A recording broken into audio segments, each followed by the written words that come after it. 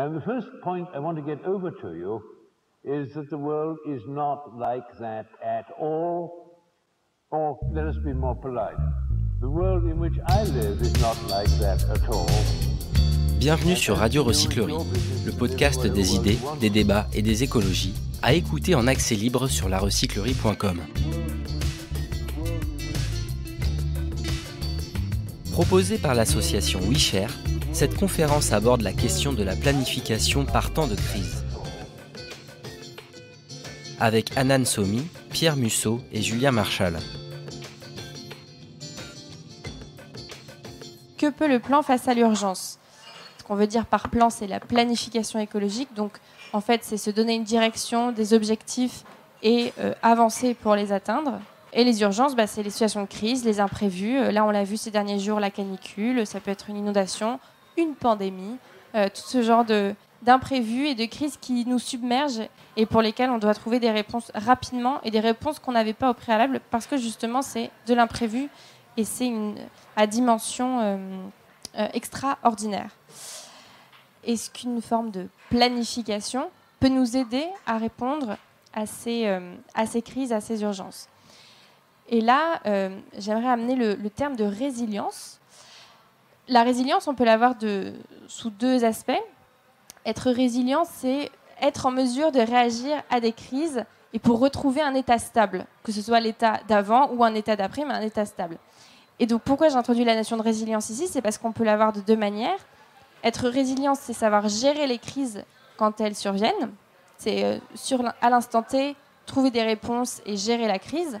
Mais c'est aussi l'anticiper, cette crise, et savoir en fait façonner nos systèmes, nos sociétés pour atténuer les effets de ces crises, s'adapter à ces crises. Donc là, c'est plus une réflexion de long terme.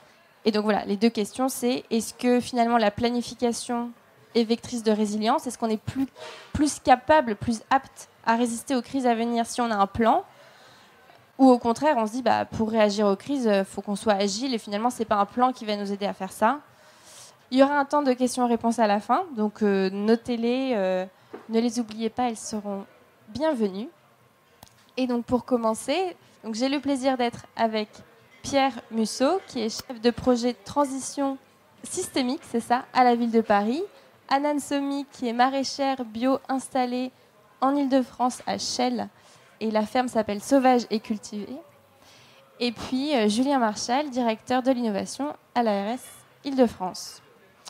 Donc la première question que je voulais vous poser pour commencer cette discussion, c'était est-ce que vous avez un exemple de crise à nous partager que vous avez dû, vous ou dans votre organisation, c'est pas forcément en tant que personne, gérer ? Bonsoir. La première crise à laquelle je pense spontanément, bien qu'on vienne de traverser celle du Covid, qui n'est pas terminée, il semblerait, la crise agricole. Donc on est aussi en plein dedans, avec moins d'1% de la population active qui est agriculteur aujourd'hui, et on ne sait pas demain comment la France va se nourrir. Donc ça, c'est la première crise qui me préoccupe. Voilà. Je dirais un peu la même chose, mais je suis obligé de dire qu'on a tellement de crises que c'est impossible, du point de vue d'une collectivité aujourd'hui, d'identifier la crise qui nous concerne le plus. On a l'impression de passer de crise en crise.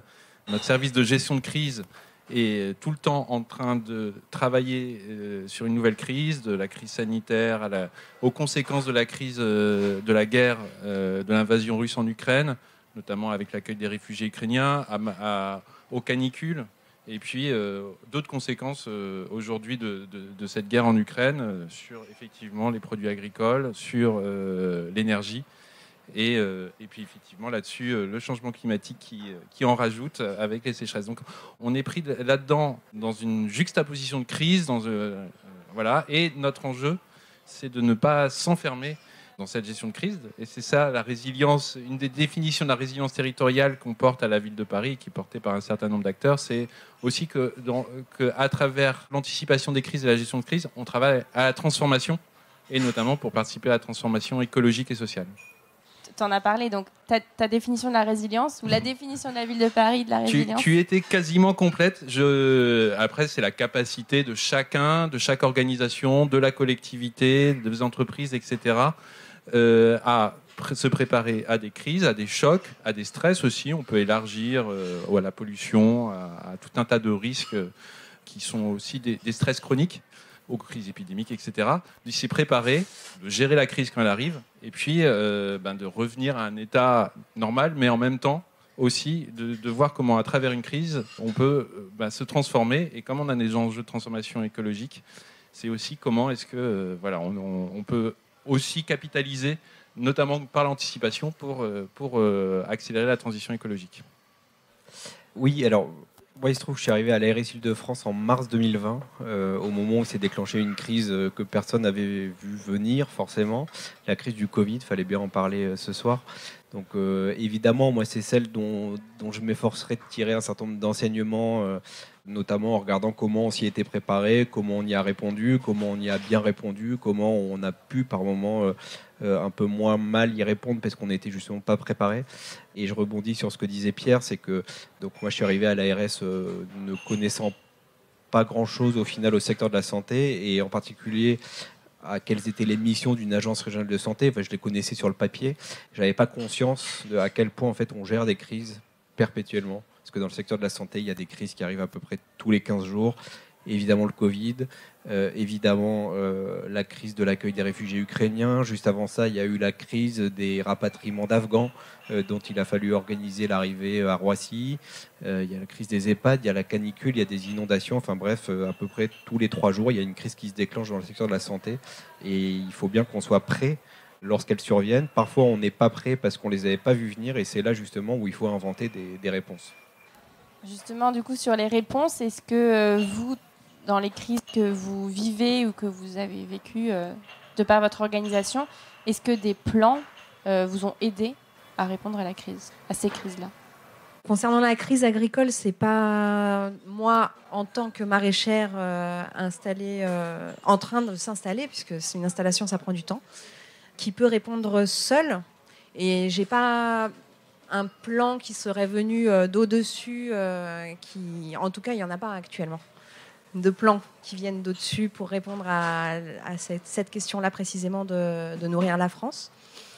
Par contre, moi, j'ai une idée à mon échelle pour comment rendre le système en effet plus résilient, parce que le système agricole ne va pas du tout. C'est pas possible en fait. Il est justement, il est un peu hors sol. Et il ne peut pas continuer comme ça. Et de toute façon, il ne va pas continuer comme ça puisque les gens sont en train de partir à la retraite, les agriculteurs qui sont déjà installés. Il n'y a pas de repreneurs parce que ça coûte extrêmement cher de reprendre une ferme. C'est des conditions de travail qui sont difficiles. Personne n'a envie de revenir à l'esclavage non plus. Donc il faut imaginer de nouvelles solutions. Il y a des choses qui émergent, d'autres dans les réseaux. Et puis nous, à notre échelle, on essaye aussi de réinventer la possibilité de nourrir les Français. Ça, c'est juste pour parler de l'agriculture, parce que là, nous avons quand même des personnes qui ont une vision plus large, et donc je vais aussi vous laisser vous exprimer de ce point de vue-là. Du coup, c'est aussi l'occasion d'avoir des exemples concrets de par ton activité. Donc, est-ce que tu disais à ton échelle, est-ce que tu as des exemples concrets Alors, moi, j'ai entamé il y a 10 ans une reconversion dans le domaine agricole. J'étais parisienne, donc tout comme vous, et puis j'ai grandi en banlieue parisienne, donc je ne me destinais pas spécialement à l'agriculture. Mais le passé agricole familial n'est jamais loin pour chacun d'entre nous. Et puis, on a tous un lien, de toute manière, avec ce passé-là. Donc moi, il est ressorti lors de la maternité, lorsque j'ai eu ma première fille. Et suite aussi à des rencontres, j'ai pu organiser une reconversion dans le domaine agricole. Ça a pris beaucoup de temps, aussi parce que la recherche de foncier en Île-de-France est compliquée, avec la pression foncière. Et aussi parce que les conditions d'installation sont de toute manière compliquées, même si on le fait en zone rurale. Enfin, il faut quand même du capital, en fait.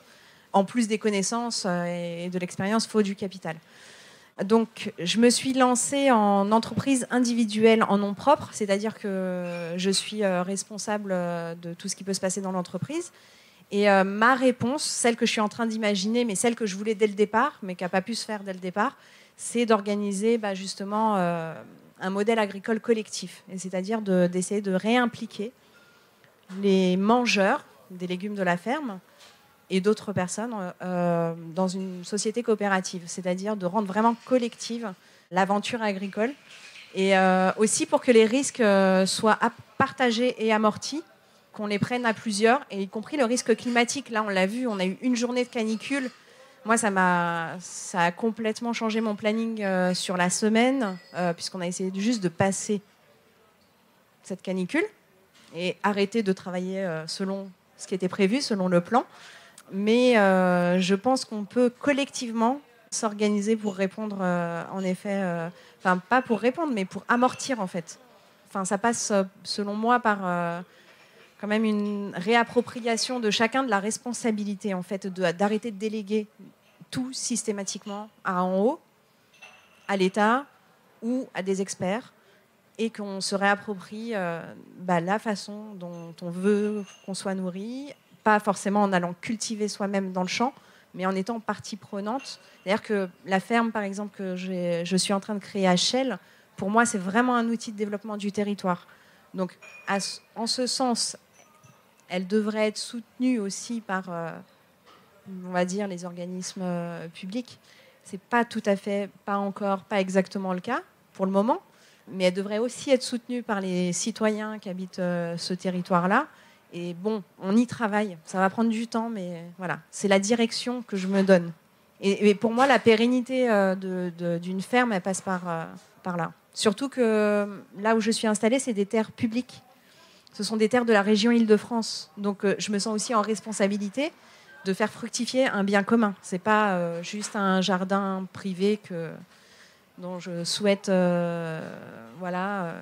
vendre par la suite pour obtenir un agrandissement de mon patrimoine. C'est souvent le cas c'était le modèle ancien agricole où le patrimoine privé, patrimoine professionnel était un peu mélangé, et c'est là aujourd'hui où il y a, c'est le cœur aussi des difficultés de reprise de ferme. C'est-à-dire que quand on doit racheter une ferme, s'il faut racheter le bâti, l'habitation de l'agriculteur, ça fait aussi flamber les prix, et c'est ça qui complique aussi l'accessibilité en fait à l'agriculture. La question initiale était laquelle? Parce que du coup, j'écoute avec attention. Est-ce qu'un plan vous a aidé, ou votre organisation à gérer ces crises qu'on a un peu énumérées au démarrage? Oui, ce que je disais tout à l'heure, c'est que moi j'ai découvert à quel point une ARS a géré plein de crises, et évidemment qu'il y a plein de choses qui sont pensées, réfléchies en amont des crises pour que quand elles arrivent, on ait un peu d'outils. En l'occurrence, voilà, les choses qu'on connaît un peu dans l'actualité, quand il y a un événement climatique majeur, quand il y a un attentat, quand il y a un accident industriel, il y a des plans qui existent, qui s'appellent notamment les plans ORSAN, donc organisation sanitaire. Ça sert en gros à préparer le fait que des établissements de santé, ils aient X lits disponibles en plus en cas d'accident, ils aient des respirateurs, des médicaments, etc. Donc voilà, le boulot de l'agence, c'est de vérifier que tout ça effectivement est préparé. Il y a des exercices, il y a des exercices y compris coordonnés à l'échelle régionale, à l'échelle nationale, avec la préfecture de police, avec les pompiers, etc. Donc tout ça, c'est dans les mœurs, et on s'y entraîne collectivement assez souvent. Après la crise Covid qu'on a tous vécue de manière plus ou moins directe, c'est-à-dire en étant malade ou pas, en étant confiné ou pas, mais elle a eu un tel changement d'échelle et d'intensité et de cinétique qu'au début de la crise, on y a répondu avec les outils qu'on avait et pour lesquels on s'était entraîné, c'est-à-dire que on a quelques hôpitaux qui ont accueilli les premiers malades parce qu'ils étaient équipés de capacités réanimatoires particulières, parce qu'ils s'étaient entraînés au risque infectieux, etc. Et très vite, on s'est rendu compte que ça ne pourrait pas tenir, en fait.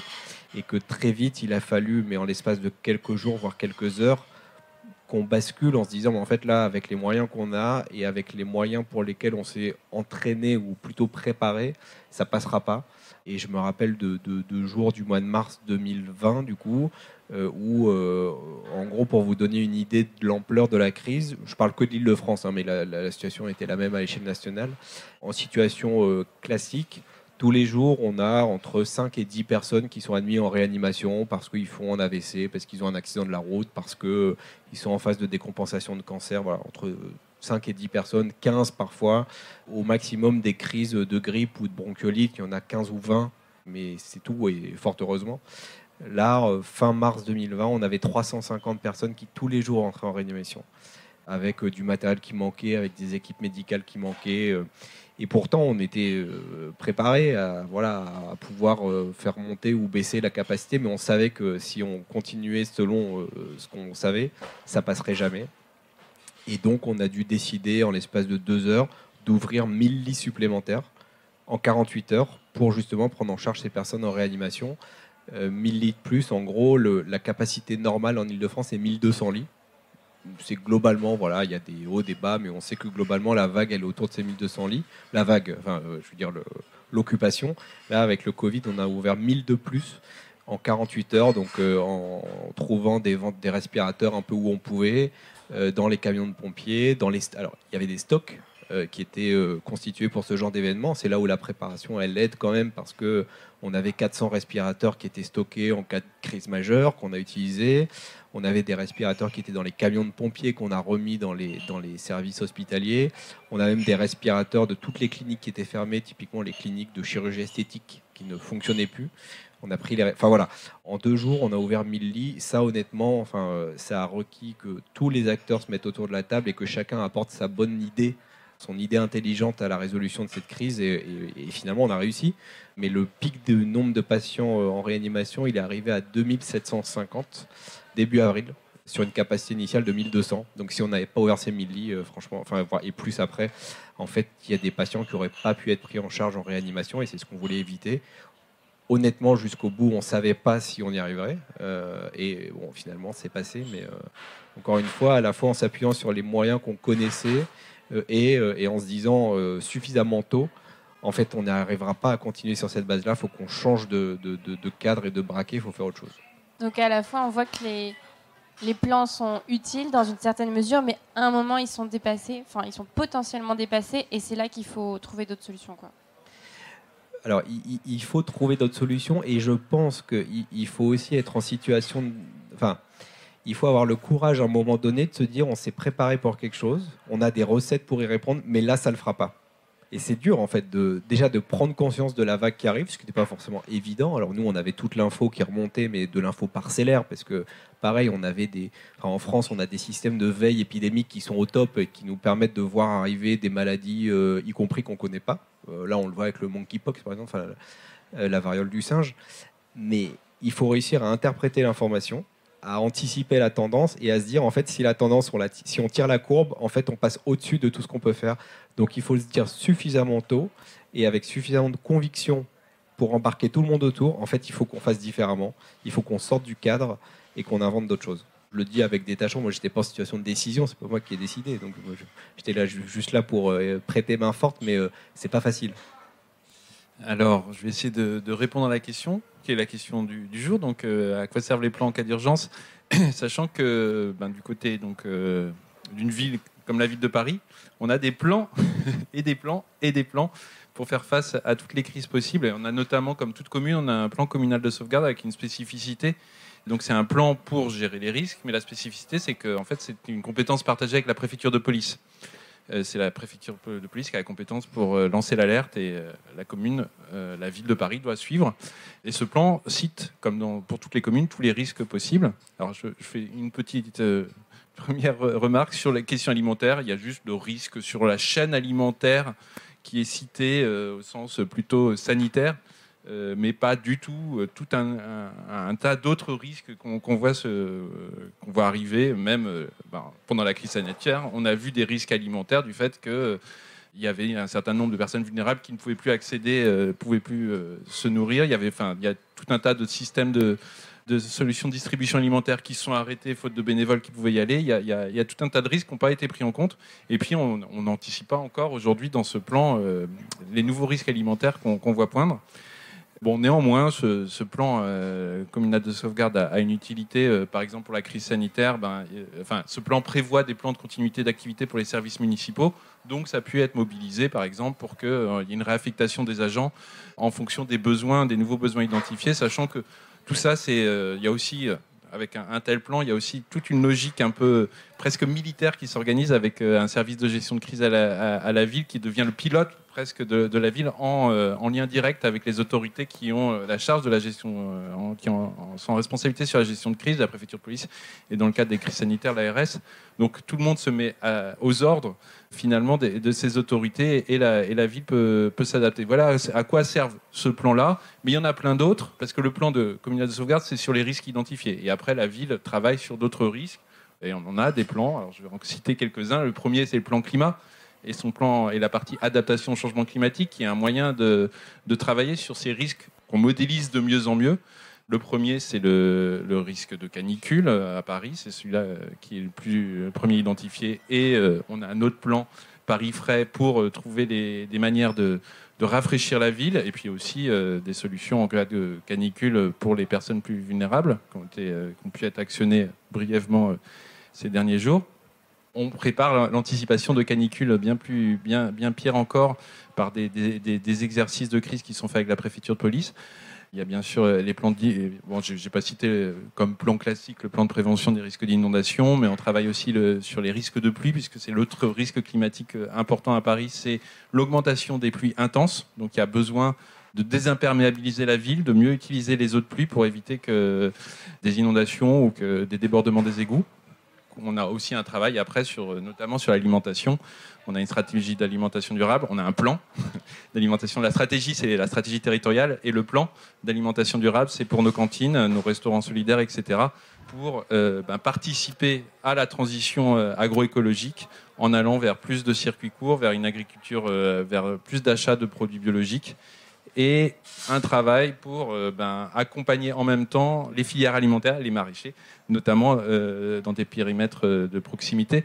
Voilà, un plan peut servir à organiser cette transition écologique, mais on n'a pas encore fait, on pourra revenir dessus, ce lien entre cette volonté d'évoluer progressivement qui marche plutôt bien sur certaines filières, où par exemple on arrive à 100% de bio dans nos crèches pour le lait, mais sur d'autres, ça prend du temps forcément. Il y a des changements aussi de régime alimentaire qui doivent être faits, donc il faut organiser ça pour aller vers plus de repas végétariens qui se généralisent comme option, mais évidemment, il y a encore une grande quantité de consommation de viande qu'il faut qu'on baisse parce que ça fait partie de la transition alimentaire.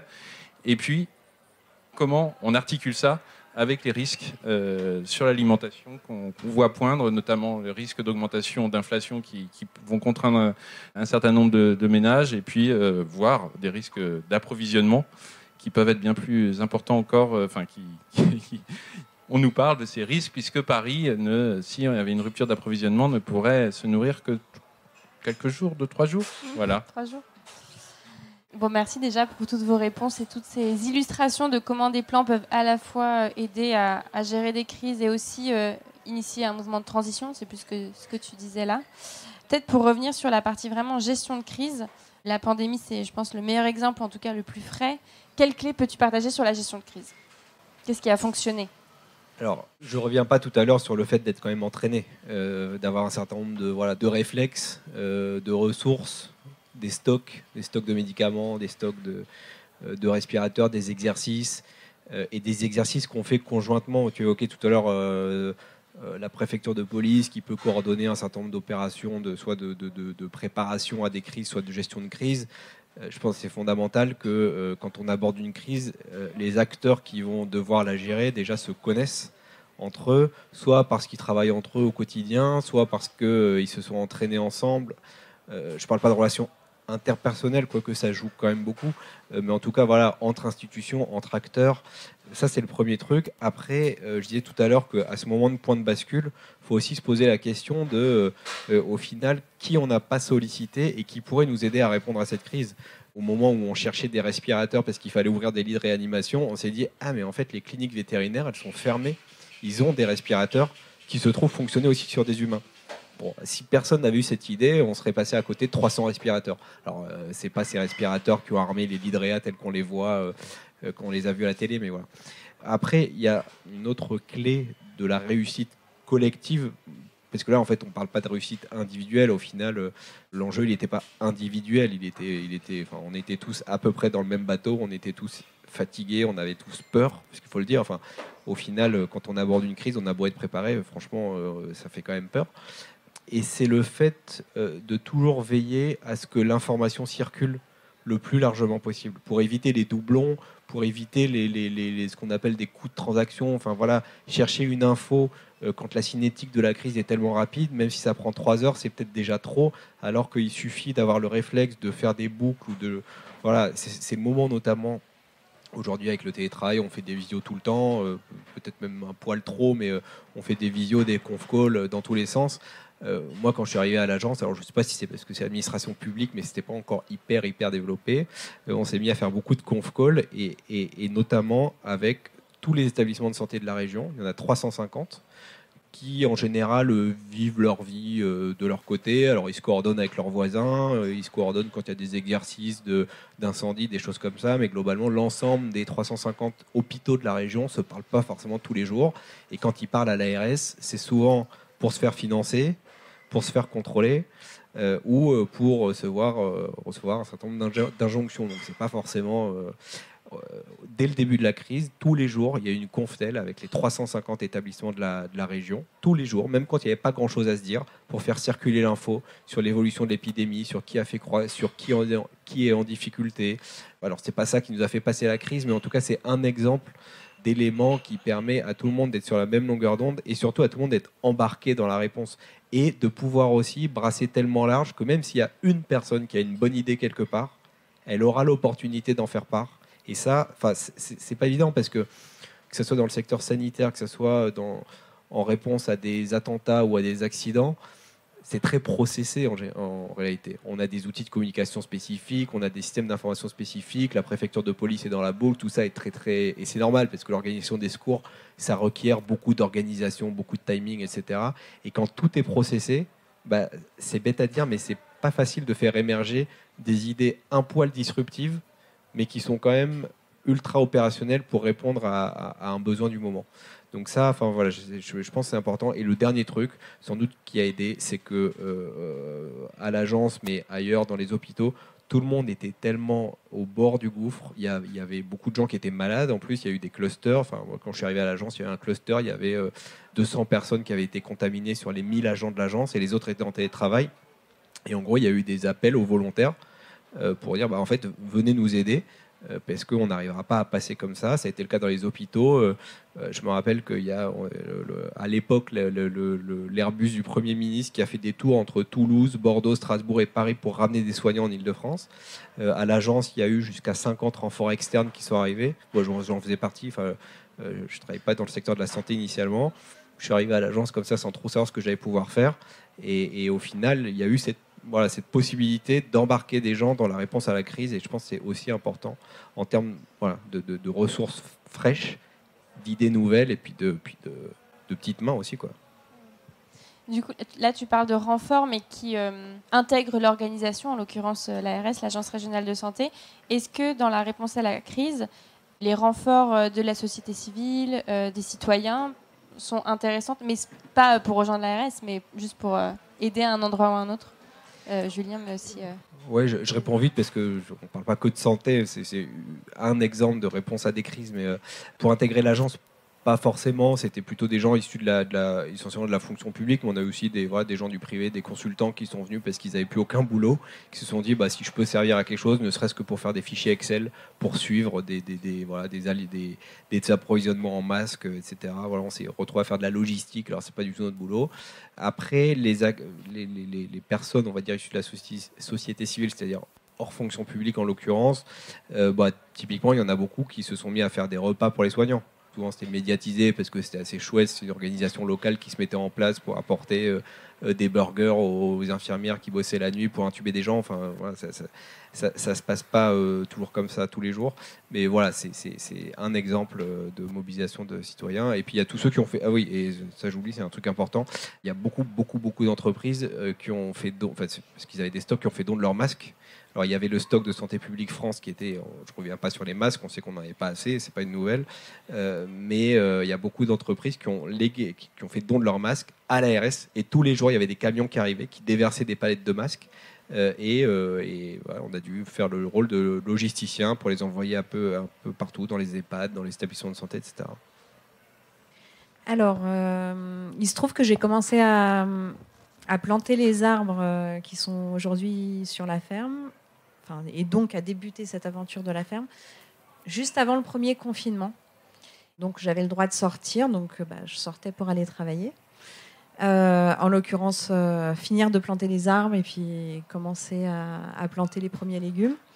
Et j'ai eu, par une rencontre tout à fait fortuite, l'aide de dizaines de Parisiens qui sont venus jusqu'à Chelles créer la ferme avec moi.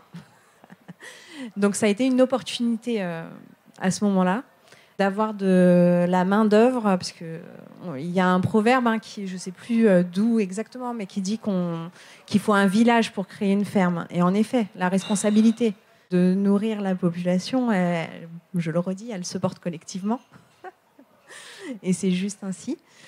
Et là, il se trouve que du point de vue du droit du travail, c'est pas tout à fait légal, mais en fait, ça a été une aventure humaine pendant 3 mois où les gens faisaient du coup le voyage depuis Paris jusqu'à Chelles pour finir de planter les arbres, les arroser à l'arrosoir à cette époque, puis commencer à nous aider à monter le bâtiment, planter les premiers légumes de la ferme. Et c'est vraiment comme ça qu'on a pu mettre sur pied aussi vite la ferme.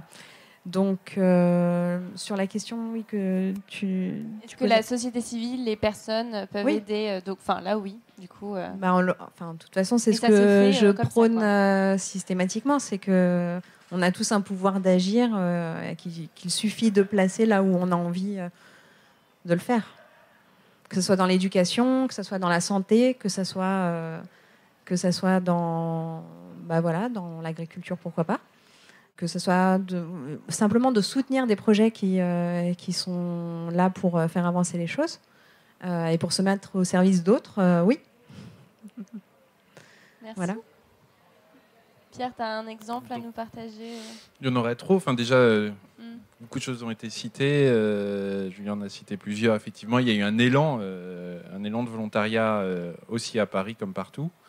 Ça nous rend optimistes finalement face à toutes ces crises que j'ai pu citer, de se dire qu'il y a la possibilité de se mobiliser et la question de qu'est-ce que la collectivité fait avec ça. Effectivement, il peut y avoir des questions juridiques, le droit du travail, et puis il y avoir des questions pourquoi. Il y a aussi des critiques qui sont faites sur le fait qu'on délègue de plus en plus de services publics aux associations, toute l'aide alimentaire, tout un tas d'aides de solidarité. Tout ça, on se pose la question.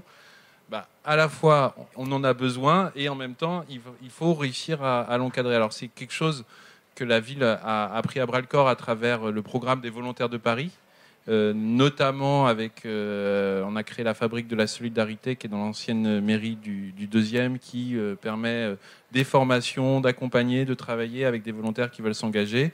C'est d'ailleurs pas que sur la solidarité, puisqu'on avait aussi les volontaires du climat pour travailler sur des ambassadeurs de la transition écologique ou accéder à un certain nombre de formations. Donc vous pouvez retrouver tout ça, vous engager si vous n'êtes pas déjà comme volontaire, en tout cas accéder aux newsletters pour connaître tout ce qui se fait. Mais il y a encore des questions qu'on se pose sur, oui, on a besoin, effectivement, en cas de crise, on l'a vu pendant la crise sanitaire, on en a eu besoin, qu'il y ait du renouvellement, parce qu'il y a beaucoup de personnes âgées qui sont bénévoles au quotidien, et là, il fallait vraiment qu'elles restent confinées, tandis qu'il y avait des besoins toujours de distribution alimentaire, et donc il fallait renouveler ce bénévolat d'une certaine manière. Donc il faut... Alors, et c'est là le risque, c'est pas professionnaliser, parce que justement, on veut pas que ce soit des bénévoles qui remplacent le service public, mais trouver un bon accompagnement de ce bénévolat pour qu'il puisse répondre à ces questions de crise. Donc ça, c'est des sujets qui sont encore en réflexion sur cette responsabilité, la responsabilité civile d'une personne qui participe à un service public, en fait, de manière momentanée dans une crise. Et toutes les formations qui sont nécessaires justement pour s'assurer que, parce qu'il y a beaucoup d'énergie, beaucoup d'envie, que ça soit réellement complémentaire et que ça serve à la vie. Mais globalement, c'est sûr que le confinement a été une occasion de montrer les potentiels et on continue sur cette dynamique. Donc là, vous travaillez sur des volontaires de Paris qui pourraient être solliciter en cas de besoin sur des sujets qui sont déjà sollicités. Ils sont déjà sollicités pour plein de programmes. Ils sont accompagnés, il y a des formations, etc. Voilà. Et ça, c'est un programme qui a été renforcé, même, il a été structuré par la stratégie de résilience de la ville de Paris, qui a été adoptée par le Conseil de Paris en 2017. C'est une des actions phares qui a émergé de la discussion. Oui, on a plein de risques, on a plein d'envie d'agir. Structurons un programme complet. Alors après, avec plusieurs volets, je disais le climat, la solidarité. Mais travaillons là-dessus parce que c'est aussi une occasion de former des personnes aux gestes qui sauvent, par exemple, qui est un enjeu clé de préparation à des crises, et d'accéder à plein d'autres formations pour comprendre comment fonctionne une collectivité, pour savoir quand je veux aider, comment je peux trouver ma place. Et puis développer de nouveaux modules aussi en co-construisant ces projets de formation avec les volontaires qui veulent y participer. Donc là, on parle de personnes, d'individus, mais tu me disais aussi, par exemple, pour l'exemple de la gestion de l'afflux des réfugiés ukrainiens, là, c'est plutôt les associations qui ont joué un rôle important pour cet accueil et cette gestion de... C'est les deux, parce que évidemment, sur des grandes crises comme ça, on a besoin de la logistique des grandes associations comme la Croix-Rouge française, qui a participé largement à organiser l'accueil, le premier accueil et la réorientation après, les premiers hébergements. Mais aussi, il y a aussi énormément de volontaires qui ont proposé des hébergements dans toute la France. Donc on a besoin, comme c'est des flux énormes, on a besoin d'associations structurées. La ville accompagne en mettant à disposition des espaces. Mais c'est vrai que ces acteurs-là sont, avec la protection civile, avec un certain nombre d'associations agréées, sont des acteurs clés pour la gestion de crise, qui ont besoin là aussi de bénévoles. Je fais un appel pour eux. Ces associations jouent un rôle et sont partenaires des collectivités, de la ville de Paris notamment, dans sa stratégie de résilience territoriale. Donc là, l'acteur public a un rôle plus d'accompagnement, mais ces associations restent clés dans la gestion de l'accueil des réfugiés. Pour rebondir sur le rôle de l'acteur public dans la gestion de crise, Julien, à l'ARS, tu disais que l'acteur public avait un rôle finalement de garant de l'équité et de régulateur aussi sur la répartition des masques, des doses de vaccins. Ouais, c'est aussi quelque chose dont on s'est rendu compte à la faveur de la crise, c'est que il y a effectivement les services publics de l'État qui ont joué leur rôle et beaucoup de collectivités aussi qui se sont emparées du sujet de la réponse à la crise sans forcément que la question sanitaire soit dans leurs compétences et heureusement. Les communes, par nature, sont souvent en première ligne en gestion de crise. On le voit souvent quand il y a des catastrophes naturelles, avec les maires qui sont souvent coordinateurs de la réponse, en tout cas de la première réponse au secours. C'est vrai des départements, des régions, etc. Donc ça, c'est évidemment que s'ils n'avaient pas participé à la gestion de crise, on n'aurait, je le redis, sans doute pas passé la crise. Après, il y a un corollaire, c'est qu'il faut éviter que ce soit les collectivités notamment qui ont le plus de ressources ou le plus de capacité à rebondir qui soient les seuls à pouvoir le faire. Je donne un exemple. Quand les premiers vaccins ont été développés, avant qu'ils soient autorisés par l'autorité européenne du médicament, c'est-à-dire Pfizer, Moderna, il y a beaucoup de collectivités qui avaient déjà constitué des stocks, anticipant le fait qu'ils allaient être mis sur le marché, et pas de Pfizer ou de Moderna, d'autres.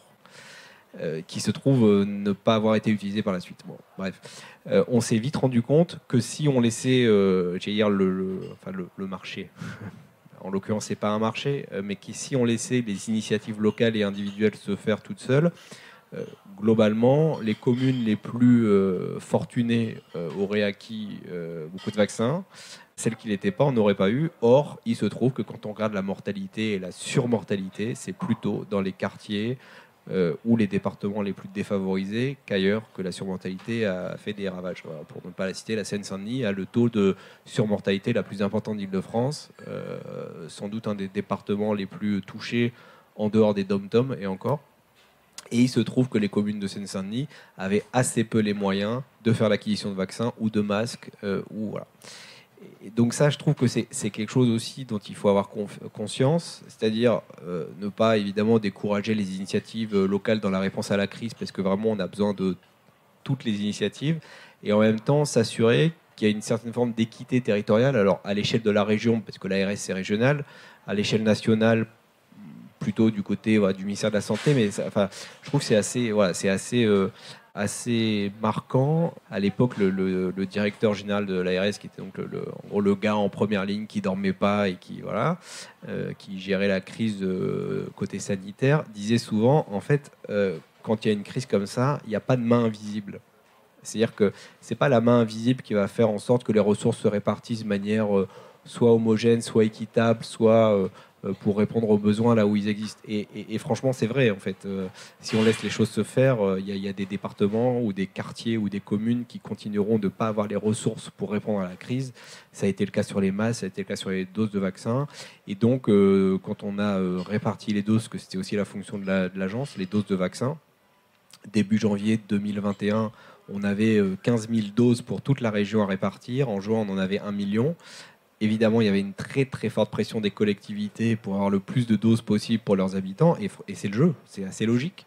On a fait en sorte notamment que les communes, par exemple du 93 ou du 95, pas à l'échelle des quartiers, mais en tout cas dans les intercos qui avaient été les plus touchés par la crise, et dans un premier temps, soient surdotées en doses, parce qu'on savait que c'était là où le risque était plus grand. Et si on avait laissé chacun se dépatouiller comme il voulait, honnêtement, ça n'aurait pas été du tout satisfaisant, ni d'un point de vue d'équité territoriale, ni d'un point de vue de justice sociale, ni d'un point de vue sanitaire. Et donc ça, c'est quelque chose dont il faut tenir compte, en tout cas dont il faut avoir conscience dans une réponse à la crise telle que la crise sanitaire. Donc là, oui, l'acteur public, on voit aussi son rôle, comme tu disais, d'équité territoriale, aussi d'efficacité de la réponse à la crise d'un point de vue sanitaire. Au tout début, tu nous as parlé de la crise agricole. Est-ce que l'acteur public a un rôle à jouer dans la crise agricole ? Quel pourrait être le rôle de l'acteur public là-dedans ? C'est une grande responsabilité de me faire parler seule sur cette question. C'est qu'une question, après on passe à autre chose. Je donnerai que mon point de vue. L'acteur public a-t-il une responsabilité sur la question agricole ? Alors, elle est d'abord celle des citoyens, parce que c'est la façon dont on se nourrit et là où on choisit, la manière dont on choisit de se nourrir qui peut vraiment influencer la réponse à la crise agricole. Donc, par moi, elle passe d'abord par une conscientisation vraiment de tout un chacun dans les choix qu'on fait au quotidien. Après, c'est lourd à porter pour nous tous d'avoir cette responsabilité-là, je le reconnais. Et c'est là où les pouvoirs publics ont, selon moi, quelque chose à jouer en soutien à des modèles qui se développeraient et de toute façon à imaginer un nouveau modèle agricole. Puisque celui-là est en train voilà, on est en train de tourner la page, changer de génération. Voilà, il y a aussi tout un mouvement de personnes qui aujourd'hui vont s'installer en agriculture. Sur la ferme, moi-même, je suis passée par la reconversion vers l'agriculture et j'encadre un nombre impressionnant d'adultes qui ont une première vie professionnelle, qui font le même parcours que moi. Donc souvent, c'est CSP+. Donc j'ai eu sur la ferme en stage des médecins, vétérinaires, ingénieurs qui vont par ailleurs chercher à s'installer, souvent sur le même modèle, c'est-à-dire micro-ferme, diversifiée, avec, si c'est en province, une solution d'hébergement, d'accueil, de gîte, voilà, pour ne pas dépendre que de l'agriculture. Mais les pouvoirs publics ont vraiment une carte très importante aussi à jouer. Alors il ne faudrait pas que l'agriculture dépende uniquement des subventions, comme c'est le cas notamment pour tout ce qui est céréales, enfin grande culture, qui aujourd'hui sont à l'équilibre pour une grande partie d'entre eux. J'ai pas de chiffres à donner parce que j'ai pas suffisamment étudié cet aspect-là de la question. Mais voilà, les fermes, elles sont à l'équilibre, notamment en céréales ou en élevage, grâce aux subventions, notamment européennes, de la PAC. Donc en maraîchage, c'est plus compliqué parce que c'est des aides qui dépendent aussi de la surface. Donc si on est sur de petites surfaces, on a peu d'aides. Moi, je crois que je dois avoir 900 € par an d'aide de la PAC. C'est toujours ça de prix. Hein. Après, il y a le crédit d'impôt, c'est 3 500 €. Voilà, ça, c'est les aides publiques. Mais oui, il faut vraiment imaginer un nouveau modèle agricole. Moi, je sens des signes quand même. Là, j'ai été contactée récemment par quelqu'un qui travaille à Rungis, enfin plus précisément pour la Semaris, qui fait un espèce de tour un peu des fermes pour essayer de voir, je pense en relation avec Paris, il me semble, je pense que vous devez travailler ensemble, pour essayer de comprendre comment, enfin sa question c'est comment peut-on nourrir 15 millions d'habitants. Et là où il me semble qu'il y a quelque chose de pas abouti encore, c'est travailler à l'échelle de la ville de Paris, main dans la main avec la région Île-de-France, ça n'a pas l'air très simple. Donc oui, les pouvoirs publics ont une responsabilité à travailler avec nous, enfin les acteurs d'initiatives privées, puisque c'est le cas. Qui pourtant ont une vocation vraiment de service public. Enfin, moi, je le prends vraiment comme ça, mon métier. Voilà. Bah, du coup, je vais réagir sur les deux précédentes interventions. Pour la question de l'alignement de la région, c'est un sujet politique, il faut que je prenne des précautions. Mais on a lancé donc, Audrey Poulevard, qui est adjointe à la maire de Paris en charge de l'alimentation, avait lancé les états généraux. Bon, on a associé tant qu'elle pouvait la région. Bien sûr, la Semaris, donc Rungis, elle en est au conseil d'administration, donc on essaye aussi de travailler avec eux pour faire évoluer.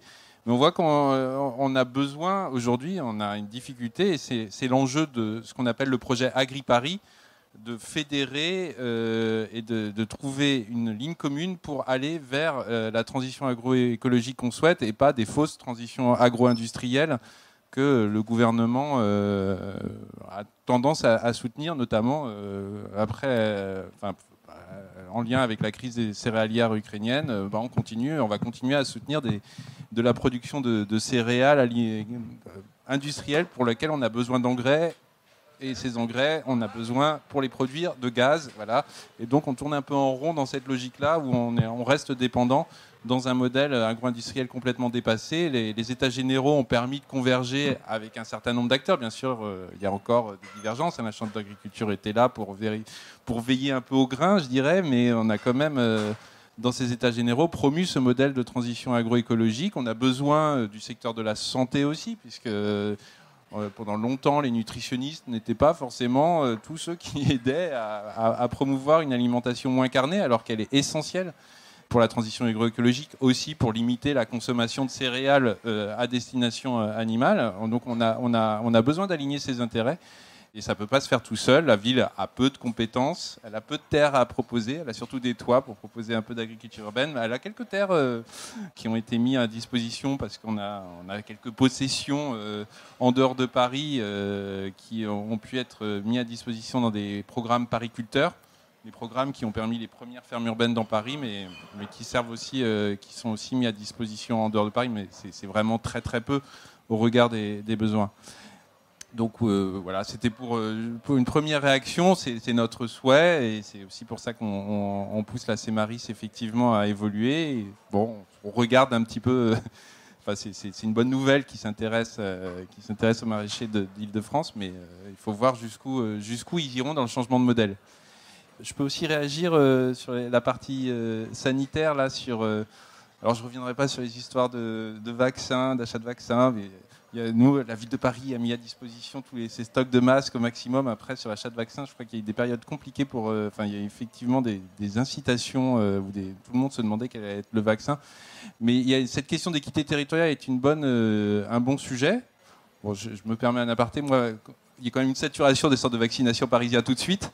Et donc, grâce à des applications de tiers, les Parisiens ont pu voir qu'ils pouvaient aller dans des centres de vaccination très très loin, où on avait mis beaucoup de créneaux. Donc, je ne sais pas si in fine, c'était vraiment efficace pour ça. Mais en tout cas, ça a certainement permis aux populations de ces territoires-là d'avoir un accès aussi aux zones de vaccination et de voir près de chez eux. À Paris, on est aussi un territoire qui a une grande diversité sociale.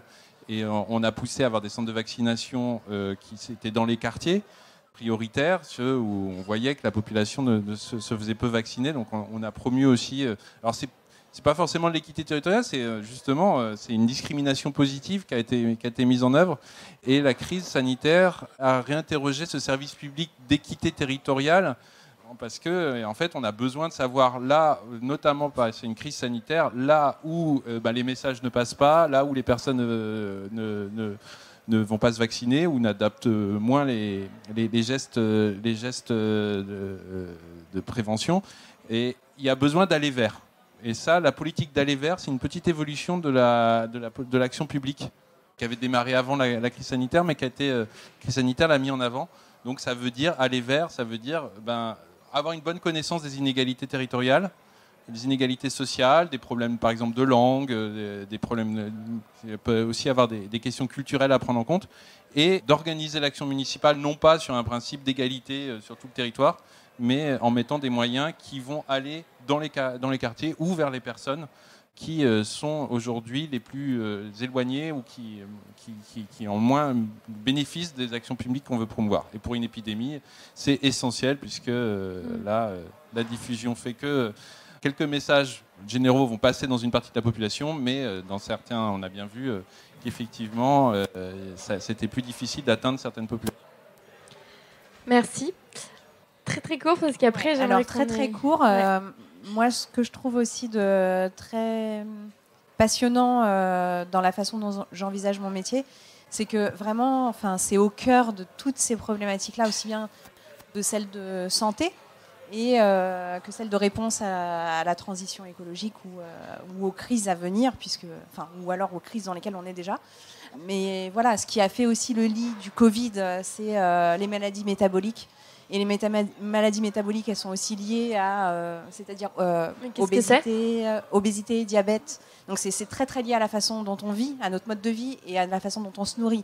Donc vraiment, la question de l'alimentation, c'est une question de santé et c'est une question de résilience en fait. De s'intéresser à la question agricole, c'est pour moi vraiment essentiel. Voilà, c'était court.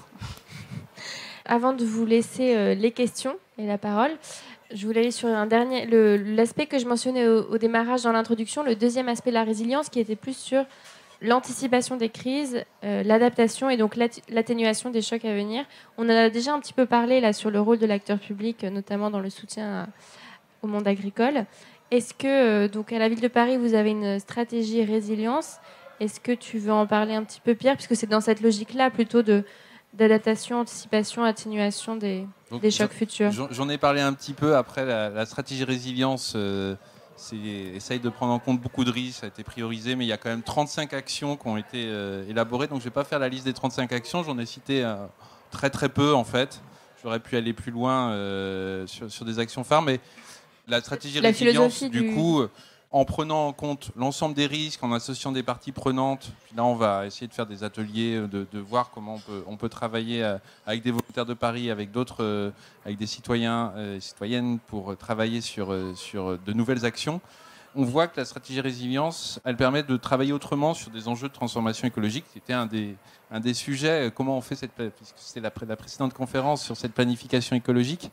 Et là, ça nous a permis d'apporter de nouvelles méthodes pour travailler sur le temps long, sur des enjeux plus compliqués que certains appellent de redirection écologique. Là où on voit que on a besoin de changer complètement de trajectoire. Il y a le cas de l'agriculture agro-industrielle, il faut changer de trajectoire.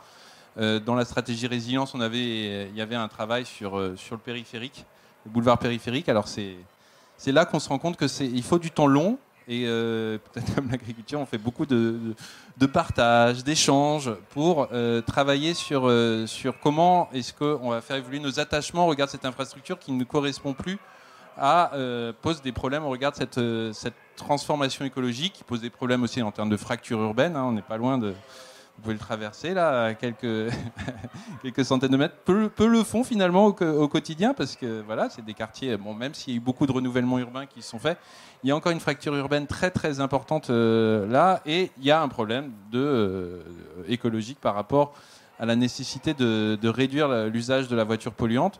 Donc la stratégie résilience a été l'occasion de partager et d'amorcer un certain nombre de travaux, d'échanges, de prospective. Il y a eu tout un travail avec le Forum métropolitain du Grand Paris qui associait toutes les collectivités, dont la région Île-de-France, dont l'État. Je souligne parce qu'on nous dit souvent à la ville de Paris, vous ne concertez pas assez, mais il y a eu un travail de plusieurs années avec un livre blanc des mobilités, avec un concours international et une exposition sur les routes du Grand Paris pour exposer quelles pourraient être les transformations du périphérique qui sont possibles, et puis d'ailleurs aussi des autoroutes, par exemple la 1, elle aussi mériterait d'évoluer, et qui ont permis de faire émerger des premières actions. Alors on profite des Jeux Olympiques de 2024 pour amorcer une voie réservée pour le covoiturage et puis les transports en commun. Mais ce n'est qu'une étape, et on voit bien qu'on a toujours besoin de recommencer ces échanges. La question de la redirection écologique pose la question de nos attachements à des infrastructures comme celle-là. Et la question là, c'est beaucoup de gens sont attachés à cette infrastructure parce que c'est un moyen d'accéder, de se déplacer plus rapidement. Mais ça se questionne. Et les études de mobilité permettent de commencer à re-questionner cet attachement à cette boucle, à ce niveau de la métropole. Pourquoi est-ce qu'on a ce ring, ce périphérique à ce niveau? Est-ce que ça peut être à la 86? Comment est-ce que ça peut évoluer? Et puis pourquoi est-ce qu'il n'y a pas de parcs relais à proximité? Est-ce que c'est d'ailleurs là qu'il faut les faire, parce qu'on a tendance à faire des parcs relais à côté du périphérique? Est-ce qu'il ne faut pas les faire des parcs relais, des parkings pour permettre de laisser sa voiture et de prendre les transports en commun? On a un Grand Paris Express qui va arriver avec des gares. Est-ce qu'il y a assez de parcs relais qui ont été faits? Est-ce que ça va permettre de circuler autrement dans Paris? Est-ce que le transport de marchandises peut évoluer autrement? Voilà, il y a plein de questions qui doivent être posées. Et on a besoin de ce temps long qui nécessite de la planification, mais qui nécessite de revoir sans arrêt nos projets une fois qu'on a réussi à re-questionner. Oui, effectivement, le covoiturage, on a une personne par voiture en moyenne. Enfin, on était à 1,1 et c'est en train de baisser le nombre de personnes par voiture sur le périphérique. On peut changer la donne sur ce genre de choses. Donc, c'est ce qu'on appelle des communs négatifs, ces ressources, ces infrastructures, ces organisations dont on hérite collectivement et qu'il faut rediriger dans la transition écologique. Et on a la même chose avec nos plaines céréalières qu'il va falloir à un moment transformer. On a un certain nombre de choses dans Paris qui doivent être redirigées de cette manière-là. Et donc la résilience peut servir aussi à se poser la question comment est-ce qu'on peut faire évoluer collectivement ce sujet-là, et sous forme de commun, c'est-à-dire collectivement, puisqu'on y a tous des attachements diversifiés, mais qu'il faut faire converger progressivement vers d'autres orientations. Donc là, on retient le dialogue, la nécessité du dialogue, du questionnement des attachements de chacun, de chaque partie prenante à la chose. Donc là, tu as parlé du périphérique, mais qui doit évoluer au regard de la transition écologique. Et donc tout ça nécessite du temps. Avant de passer aux questions, est-ce que Julien ou Anan, vous voulez réagir là-dessus à partir de vos propres expériences ? Ou pas, comme vous voulez. Moi, simplement un mot, mais je crois que vraiment, il faudrait réussir à asseoir un peu de manière systématique les gens les différentes parties prenantes autour d'une table. Et pas seulement les organismes constitués, c'est compliqué. C'est quand même assez compliqué, parce que si on fait parler que les syndicats, par exemple, en ce qui concerne l'agriculture, il y a des jeux de pouvoir qui sont déjà bien établis. Mais enfin, peut-être qu'avec le renouvellement des générations, il y a aussi des choses qui sont en train de changer. Enfin, en tout cas, j'ai un petit peu d'espoir à ce niveau-là. Peut-être tu vas ajouter quelque chose. Dernier mot, on a discuté du rôle des pouvoirs publics, du rôle des associations, du rôle des citoyens. Effectivement, tout le monde a, au-delà de son rôle à jouer, tout le monde a sans doute sa responsabilité alors je parle même pas d'anticiper les crises, je parle de les éviter. La puissance publique peut faire plein de choses, que ce soit l'État, que ce soit les collectivités, parce que des capacités d'intervention, des capacités de mobilisation. À un moment, il faut aussi que les citoyens, ou en tout cas que les individus, aient conscience du rôle qu'ils ont et de la responsabilité qu'ils ont aussi pour atténuer. On parle de l'atténuation des effets du changement climatique, évidemment que chaque individu est lui-même émetteur de polluants, de gaz à effet de serre. Pour repiquer sur un peu le thème de la soirée, ne pas parler que de santé, dans les déplacements, dans l'alimentation, quand il se chauffe. Quelqu'un qui se chauffe au bois, c'est décarboné, c'est bien, mais ça pollue aussi, notamment en Ile-de-France. Donc c'est des comportements individuels qu'il faut faire évoluer. Et c'est un peu pareil dans le secteur de la santé, c'est-à-dire que on peut avoir des capacités de répondre à des crises qui sont massives, on peut faire monter en charge très vite des capacités de réanimation, on peut distribuer des doses de vaccins. Il y a aussi des comportements individuels sur lesquels il faut travailler avec des messages de santé publique. Enfin, voilà, aujourd'hui, on connaît tous Santé publique France et les messages de prévention sur les antibiotiques, sur la nutrition, sur l'alimentation, nutrition, alimentation, je l'ai dit, sur au bout d'un moment, s'il n'y a pas cette prise de conscience et il n'y a pas de prise de conscience de la responsabilité individuelle de chacun, honnêtement, ça ne marchera pas non plus. L'exemple le plus récent, c'est évidemment la vaccination. On peut ouvrir 15 milliards de vaccinodromes, on peut commander 40 milliards de doses, recruter des professionnels de santé pour injecter.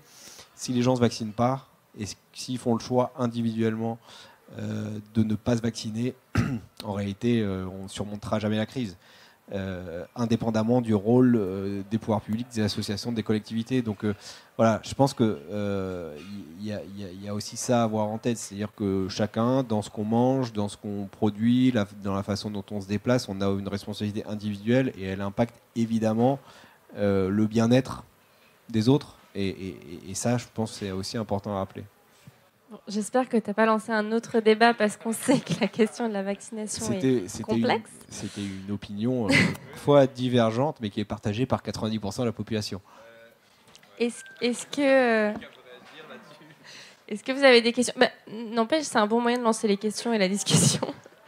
Est-ce que vous avez des questions ? Même ça peut être des réactions par rapport à tout ce qu'on s'est dit. On a abordé plein de choses, la gestion des crises, le rôle de l'acteur public, le rôle des citoyens, le rôle des associations, comment est-ce qu'on réagit en temps de crise, la nécessité de coordination, de temps long. Enfin, je vous refais un petit récap rapide, là, si ça évoque du coup des questions. Merci, Emeril de WeShare. Je voudrais prendre 2 exemples à l'opposé, un peu extrêmes, des copains collapsos qui se préparent à l'effondrement et donc qui ont testé 3 mois de stock alimentaire. Qu'est-ce qui se passe s'il n'y a plus d'eau potable ? Est-ce qu'on peut désinfecter l'eau du caniveau ? Comment on fait pour se chauffer sans électricité ? Voilà. Bon. Donc responsabilité individuelle, anticipation. Et puis l'autre exemple extrême, là c'est pas des particuliers, c'est l'armée, avec Solène pour préparer cette table ronde. On a échangé longuement avec la secrétaire générale du ministère aux armées et elle qui nous explique le temps long des armées. Donc 30 ans, parce que les équipements qu'ils utilisent, là, ça se conçoit très très longtemps à l'avance, et donc il faut anticiper quasiment à 30 ans des conflits éventuels. Et moi, la question que j'ai envie de vous poser à titre individuel, c'est est-ce que vous pensez aujourd'hui, vu l'incertitude générale qui semble désormais régner, et puis les incertitudes liées aussi à l'urgence climatique et au changement climatique, est-ce qu'au fond aujourd'hui, une organisation, entreprise, association, des individus, des familles, des collectifs de vie, des administrations, peuvent s'affranchir d'anticiper ce dont elles auront besoin en cas de crise ? Et est-ce que ça ne devrait pas être quelque chose qui devrait, au fond, dicter la réflexion de chaque organisme ou chaque collectif ou chaque cellule, de se dire, voilà, qu'est-ce que je fais ? Qu'est-ce que j'anticipe comme crise ? Et qu'est-ce que je peux faire à mon niveau en termes de mobilisation de ressources ? Voilà.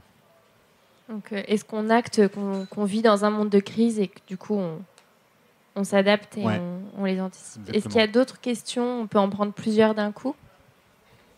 Moi, je voulais revenir justement sur ce fait qu'il y ait une succession de crises et qu'on est rentré un peu dans une phase d'incertitude qui va durer un certain temps et que les crises se multiplient. On a l'habitude de se préparer à la crise dans les entreprises, dans le secteur public, mais comment vous prenez en compte justement le cumulatif ? Est-ce qu'il y a une réflexion aujourd'hui, même en termes de ressources humaines ? Qu'est-ce que ça veut dire de vivre dans un monde où on est en permanence en crise, quoi ?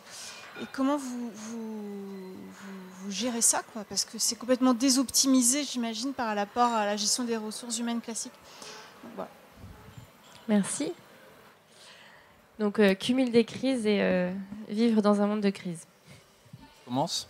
Alors, pour reprendre les collapsologues, n'empêche leur proposition, quand on lit le plan communal de sauvegarde que je citais, le PCS, il rappelle un certain nombre de gestes pour chacun, et notamment d'avoir quelques bouteilles d'eau et de pouvoir voilà. C'est l'eau qui inquiète, la potabilité de l'eau. Bon, sur l'alimentation, je pense que personne n'a trouvé la solution encore pour augmenter. Moi, je pense qu'il faut vraiment y travailler sur le stockage en milieu urbain de nourriture. Et j'aimerais bien qu'on réfléchisse à du stockage de quelque chose de plus pérenne, de plus écologique que des stocks industriels qu'on peut faire. Et je pense que cette politique de question de stockage peut nous inspirer, finalement. Comment est-ce que, par du stockage de sécurité, on pourrait soutenir l'agroécologie qu'on souhaite, les circuits courts. Donc ça, c'est une question que je pense qu'on va se poser prochainement. On a commencé à l'aborder dans les états généraux de l'alimentation. C'est pour ça que je suis très méfiant sur les stages de survivalistes, mais il y a quand même des choses, en fait, quand on regarde tous les gestionnaires de risques s'y sont intéressés, et ça fait partie de l'anticipation. Je ne sais pas jusqu'où je vais répondre à ta question, mais peut-être dire sur cette question cumulative, c'est pourquoi tout le monde aujourd'hui parle de systémique. Et c'est pourquoi je suis chef de projet transition systémique à la ville de Paris, parce que maintenant la résilience territoriale doit se penser de manière systémique, parce qu'il y a des effets dominos, les crises entraînent d'autres crises, il y a un besoin de comprendre les interdépendances et d'imaginer de nouvelles solutions. Alors je ne dis pas qu'après, il y a des questions psychologie individuelles qui peuvent se poser de cette accumulation de crises. Il y a des questions dans les organisations. Là, déjà, les organisations doivent se remettre d'une augmentation du télétravail, par exemple, de retrouver des pratiques. Il y a tout un tas de choses très difficiles. Alors, on va travailler sur les questions de psychologie, notamment d'éco-anxiété. C'est un sujet sur lequel on s'interroge. On a des psychologues qui agissent. D'ailleurs, on a des crises, on a appris qu'il fallait créer des brigades spécifiques pour intervenir après un incident, un incendie, un accident, pour pouvoir mobiliser. Donc on a des unités qui mobilisent tous les psychologues qui existent. Par exemple, une psychologue de crèche peut être mobilisée, peut être volontaire pour travailler dans ces unités psychologiques. Donc on apprend comme ça, de manière à répondre, à avoir des réponses qui peuvent être apportées à des crises très diversifiées.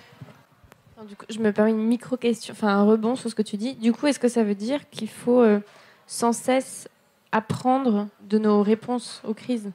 Donc, ce que tu viens de dire, par exemple, est-ce que c'est documenté quelque part et on sait que si ça se produit à nouveau... J'aurais dû le dire dès le début parce que c'est vrai que c'est une des priorités, en tout cas pour notre stratégie de résilience avec le service de gestion de crise, c'est de faire des retours d'expérience de toutes les crises qu'on a eues pour en tirer des leçons. Alors, c'est souvent des leçons de mieux se coordonner, parce que comme je l'ai dit tout à l'heure, c'est pas que la ville, c'est pas que son administration, c'est plein d'autres acteurs.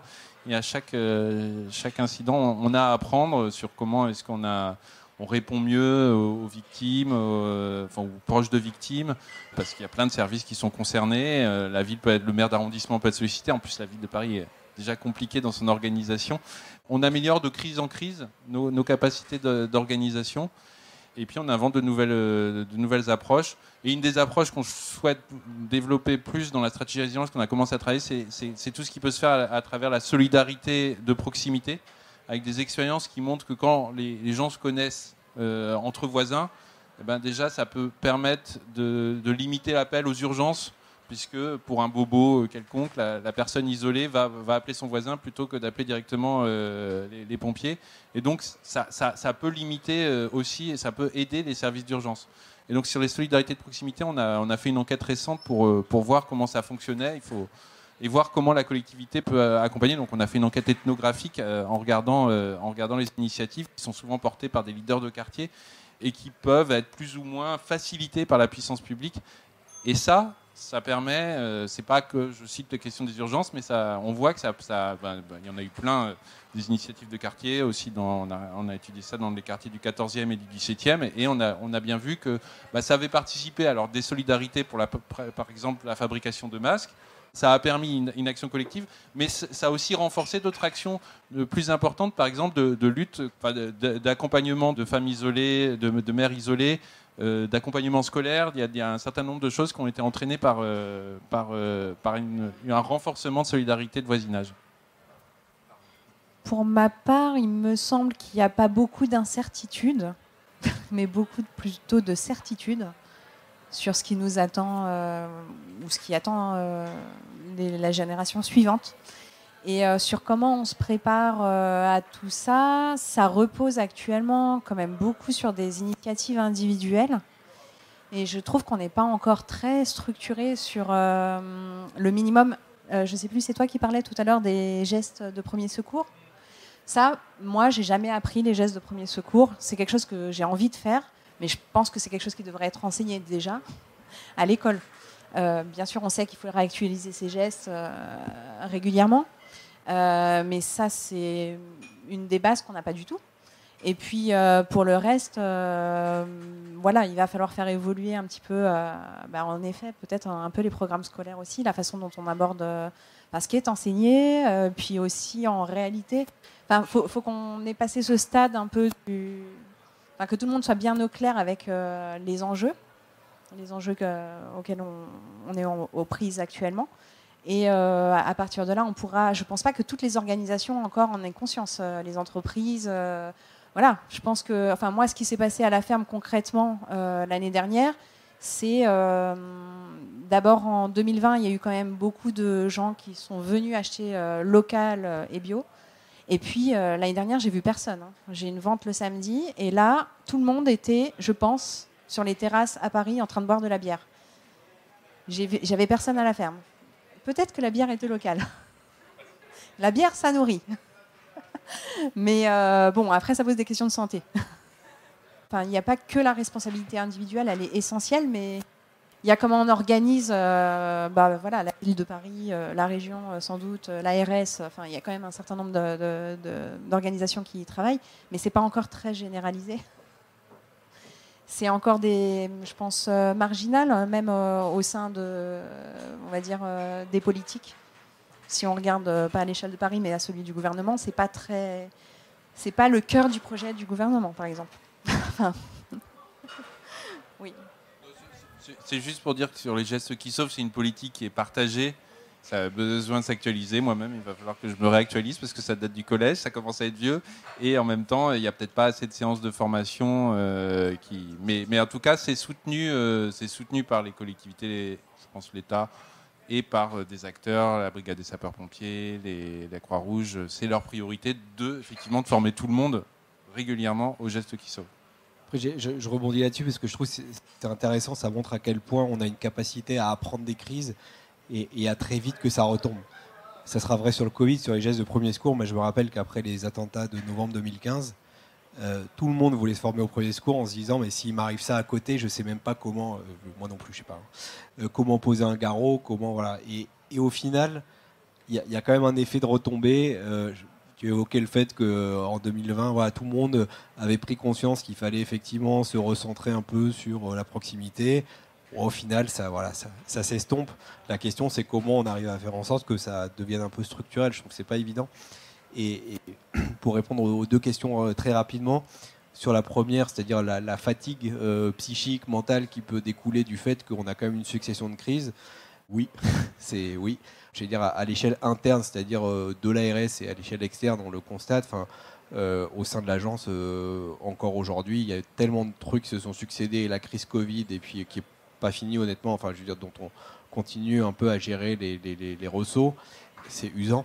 Je prends mon cas personnel, il y a plein de gens dans mon cas, mais pendant 1 an et demi, on a travaillé tous les week-ends, tous les soirs. Physiquement, c'était éprouvant. Et encore, je ne suis pas soignant. Donc, je veux dire, j'étais dans une situation matériellement moins stressante au quotidien, mais c'était nerveusement néanmoins compliqué. Au sein de l'agence, il y a des cellules psychologiques qui se sont mises en place, puisqu'il y a des gens qui ont lâché, quoi. Enfin, c'était, voilà. Donc ça, c'est vrai en interne. Et puis, c'est vrai aussi au sein de la population. Enfin, on voit que le sujet de santé mentale, aujourd'hui, il devient extrêmement prégnant. Il a toujours existé, avec peut-être moins de dépistage et de diagnostic, parce qu'on a mis du temps à considérer que des formes d'anxiété, voire de dépression, étaient des pathologies assez répandues et étaient des pathologies. Et l'offre médicale en face, c'est-à-dire la prise en charge par un psychologue ou un psychiatre, c'est pas forcément hyper accessible. Aujourd'hui, ça l'est parce qu'il y a une prise en charge au moins partielle des séances de psychologues, pas que liées à la crise, hein, mais d'une manière générale. Il se trouve que là, l'agence est en train de travailler sur son projet régional de santé, c'est-à-dire en gros notre feuille de route pour les 5 prochaines années. On sait que la santé mentale des jeunes, des adolescents et des adultes et des personnes âgées, c'est un sujet majeur. Donc oui, après on a des clés pour y répondre, mais c'est pas toujours facile. Et sur ta question, Emeril, moi j'ai l'impression que ça dépend aussi beaucoup d'un truc très basique, mais de l'accès à l'information. Je ne sais pas combien de fois on a vu, lors d'inondations, des maisons complètement ravagées parce que des crues, de rivières, des submersions, et des gens qui avaient acheté ou construit dans des zones inondables. Et le premier réflexe qui vient en tête, c'est mais comment on peut acheter dans une zone inondable ? Encore faut-il le savoir, encore faut-il avoir accès à l'information sur les risques immédiats. Alors maintenant, quand on achète une maison ou un bien, il y a des diagnostics, etc. On est censé connaître le risque sismique, le risque climatique, le risque d'inondation. Bon, encore faut-il, ne serait-ce qu'avoir accès à cette information et la comprendre. C'est pas forcément hyper évident dans un dossier qui fait 150 pages quand on achète une maison. Et puis, il y a tous les risques qui ne sont pas actuels, mais dont on sait qu'ils ont une probabilité énorme de se réaliser dans le futur. Et ça, je trouve que c'est encore plus compliqué d'avoir accès à cette information. Aujourd'hui, quelqu'un qui achèterait une maison dans un lotissement qui se construirait sur un ancien champ dans le 77, par exemple, est-ce qu'il a toutes les clés en main pour évaluer la consommation d'énergie que sa maison individuelle va lui coûter, pour évaluer les... Enfin, je suis pas persuadé. Il y a ceux qui ont la chance d'accéder à cette information, d'être conseillés, d'être appuyés. Et après, il y a les autres. Et donc, pour anticiper soit le pire, soit le probable, alors, je pense que voilà, l'éducation, la sensibilisation et l'accès à l'information, je pense que c'est fondamental. Et je pense que ceux qui sont aujourd'hui à l'école primaire sont fort heureusement beaucoup plus sensibilisés quand même à ce genre de risques et à des comportements individuels un peu plus vertueux. Je ne sais pas s'il faut dire vertueux, mais voilà. Et le deuxième truc, c'est aussi le bon sens.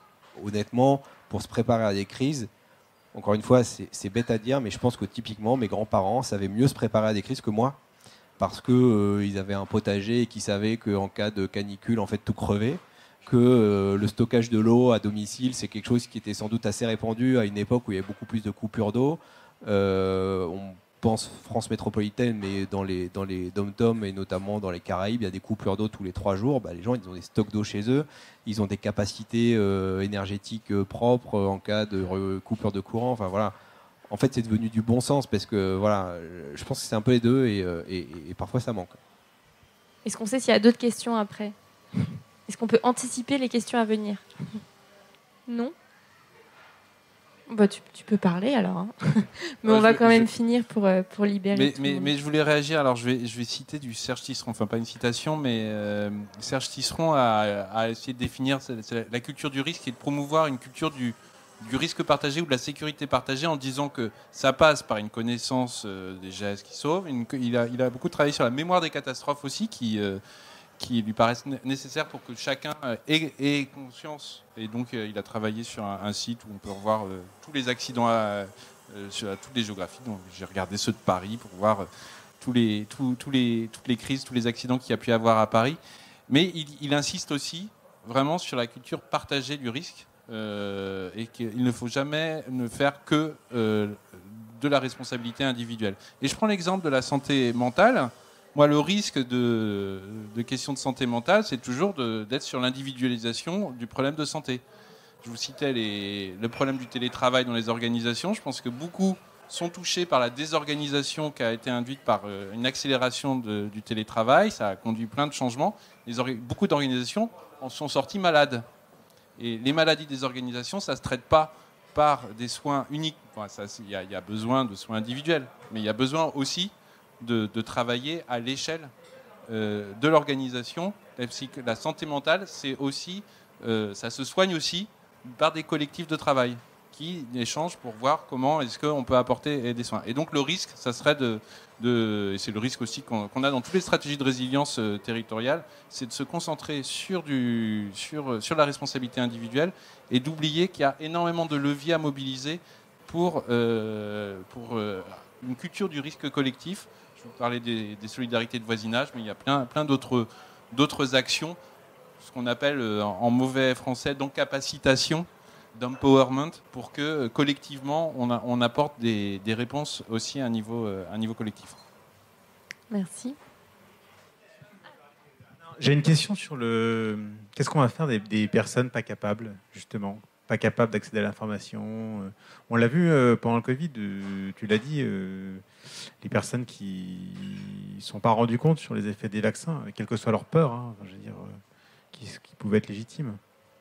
Et donc, au fond, est-ce qu'on n'est pas en train de s'acheminer vers un monde hyper darwinien où ça va être... et que vont pouvoir faire les pouvoirs publics face à ça? Parce que c'était déjà compliqué pendant la pandémie. Quand je vois effectivement des copains survivalistes qui s'installent dans les Cévennes avec une source d'eau et qui se forment et qui machin, c'est des logiques très individualistes de gens capables. Donc, qu'est-ce qu'on peut répondre à ça pour les pouvoirs publics face aux populations, enfin, devant les populations précaires qui sont peut-être pas en capacité? Je commence à répondre, mais je ne sais pas si j'aurai la seule solution. Non, le terme de capable ou pas capable, je ne sais pas si c'est le bon, mais en tout cas, ceux qui sont en situation d'accéder à l'information et ceux qui ont plus de difficultés pour des raisons diverses et variées, barrière de la langue, niveau de formation, etc. Enfin, je pense qu'on parlait tout à l'heure de l'école, de l'éducation. Évidemment que c'est une des clés majeures. C'est à l'école qu'on acquiert... ne serait-ce que la culture de l'autre. Enfin, on se confronte à l'autre et on développe aussi des logiques de solidarité, de groupes d'amis, puis de classe, puis d'école, etc. Ça commence sans doute là. C'est à l'école, normalement, qu'on développe aussi une culture scientifique. Je ne parle pas d'études supérieures, hein, même à l'école primaire. Enfin, je pense que c'est ultra important et que c'est sans doute là-dessus que la crise nous a montré qu'il fallait encore plus qu'aujourd'hui sans doute investir. Après, il y a d'autres... je sais que nous, par exemple, on parlait tout à l'heure de logique d'aller vers, évidemment que l'accès, par exemple, à la vaccination ou à d'autres formes de soins, d'ailleurs, dans des quartiers populaires, il y a plus soit d'autocensure, soit de renoncement aux soins, souvent pour des questions d'accessibilité économique, mais pas que. Il y a un énorme boulot à faire, notamment avec des associations dont c'est le boulot d'aller faire de la sensibilisation, de l'aller vers, de la détection, du dépistage de ces gens qui sont très éloignés du système de soins, alors qu'on est dans un pays où, fort heureusement, la consommation de soins est très socialisée et que normalement, on devrait pouvoir avoir accès à ces soins. Pour autant, il y a du renoncement. Donc, je ne sais pas si c'est pour les raisons que tu évoques. Enfin, le parallèle n'est pas forcément hyper adéquat, mais voilà, c'est autant d'aller vers que de pédagogie, et ça commence assez jeune, quoi. Je me demandais ce que ça voulait dire pas capable, enfin qui étaient ces incapables. Et en fait, on a quand même la chance d'être à Paris et on a le monde qui est là. Enfin voilà, il y a juste là on n'a qu'à demander aux Afghans qui ont traversé une bonne partie du monde pour arriver jusque-là et comment, enfin, de leur vivre aussi avec leur expérience. Enfin, il y a tous ceux qui arrivent d'Afrique. Bon là, c'était récemment les Ukrainiens. Comment on fait en cas de crise? On fait.